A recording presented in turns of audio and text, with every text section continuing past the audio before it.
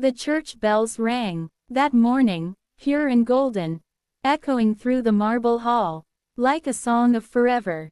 The flowers were white, the air smelled of roses and champagne, and everyone waited for the moment when love would seal its eternal promise. But love had other plans. Lila Hart stood at the altar, her heart beating like thunder in her chest, her trembling hands clutching the bouquet that now felt like a noose. She smiled when she saw him, Adrian Blake, the man she had loved since college. But the smile froze on her lips when the whispers began. "He's not coming," someone murmured. Her world shattered. In that instant, Adrian's best man handed her a note, his eyes avoiding hers. "I can't do this. Don't look for me." Her knees gave out. The room spun. The laughter that followed her collapse that day haunted her for years, not from the guests, but from the cruel mockery of fate. 3 years later, Lila Hart was no longer the girl who cried in white. She was the woman who rose in black. The world had thought she disappeared, gone mad, maybe, but she had rebuilt herself, bone by bone, in silence. Her soft eyes now carried frost.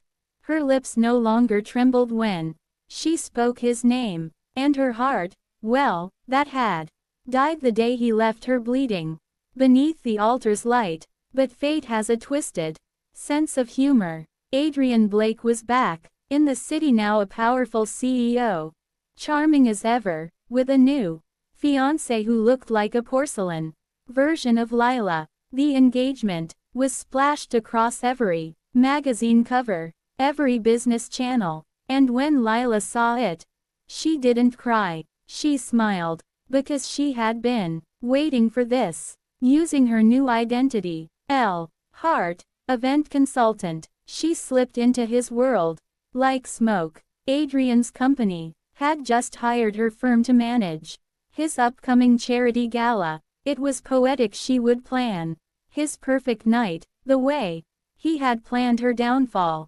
He didn't recognize her at first. Her hair was darker now, her voice lower, colder, but there was something in her eyes that tugged at the corners of his memory. "You seem familiar," he said one afternoon as they reviewed the seating charts. "Maybe in another life," she replied, smiling faintly.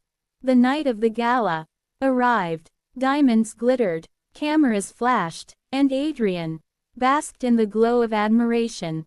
Lila moved through the crowd like a ghost, unseen, silent, unstoppable. At exactly 9 o'clock, the lights dimmed, and the stage lit up with a slideshow, one Adrian had approved himself.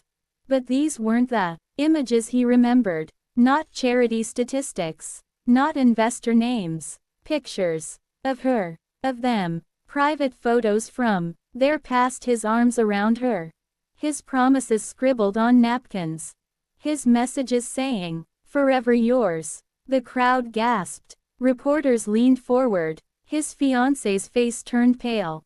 Adrian stood frozen, his reputation unraveling before the same kind of audience he once sought to impress. Lila stepped forward, her heels echoing on the marble floor. "Do you remember this day, Adrian?" she asked, her voice cutting through the silence. "You left me in front of a crowd, humiliated and broken. Today, I return the favor." His voice cracked. "Lila, I know," she whispered. "You don't get to speak anymore." Security rushed to stop her, but it was too late. The damage was done. The video had already gone viral. Sponsors pulled out. Shares crashed. His empire, built on lies and charm, began to crumble that very night. Lila didn't stay to watch him fall. She walked out into the cold air, her heels leaving sharp marks on the marble, the same place where she once fell to her knees.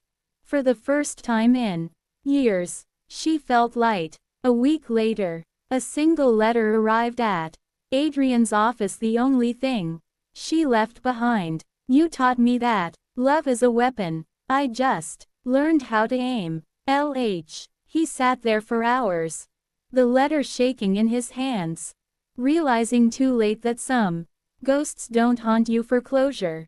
They haunt you for justice. And somewhere in the city, beneath a sky full of white star, Lila Hart smiled not with triumph, but with peace. Her revenge was complete. Her heart was free.